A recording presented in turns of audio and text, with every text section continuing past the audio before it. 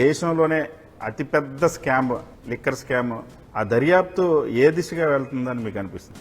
Arrest అయ్యారు కాబట్టి scam ఉంది, లేదా వీళ్ళంతా కలిసి ఫోన్లో ఒక దగ్గర కనపడినాయి కాబట్టి ఇవన్నీ పెట్టి ఒకటి తయారు చేసి వండి తయారు చేశారు.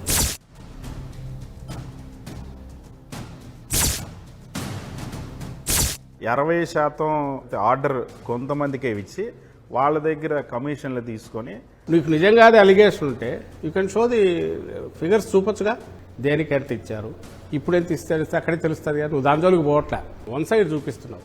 మద్యం షాపుల్లో ఎక్కడ కూడా ఆన్లైన్ పేమెంట్స్ తీసుకోలేదు, ఓన్లీ క్యాష్ తీసుకున్నారు. ఇవన్నీ నిజంగా అలా చేసేది ఉంటే వాళ్ళ మాదిరి సిండికేట్లు, ప్రైవేటు దుకాణాలు 3000 షాపులు పైగా పెట్టుకుని అక్కడ వసూళ్లు చేసుకుని ఏదైనా అలా అనేట్టే దానికి ఒక బేస్ ఉండాలి.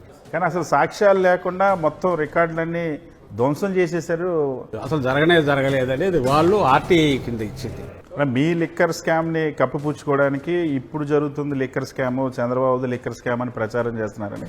నా దగ్గర ఉన్న రికార్డుతో నేను రెడీ. ఎవరైనా సెన్సిబుల్ లీడర్ వాళ్ళల్లో ఉండి ఊరికే సబ్జెక్ట్ వరకు మాట్లాడతామంటే ఐ డోంట్ మైండ్, అయ్యా మా దగ్గర ఇది ఉంది దీన్ని బట్టి అంటున్నాం, మీరు దేన్ని బట్టి చెప్తున్నారు, బెనిఫిట్ అయ్యారని చెప్తున్నా.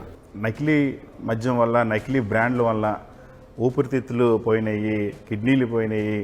30,000 మంది పోతే ఇప్పుడు అధికారంలో వాళ్ళే ఉన్నారు, ఎంక్వైరీ చేసి అట్లా ఒక రాయేసి ఇంప్రెషన్ క్రియేట్ చేసి అది ఎక్కడో ఉంటుంది బ్యాక్ ఆఫ్ దేర్. దీంట్లో వైఎస్ఆర్సీపీ స్టేట్ కోఆర్డినేటర్ సజ్జల రామకృష్ణారెడ్డితో స్పెషల్ ఇంటర్వ్యూ సాయంత్రం 6:15 నిమిషాలకు.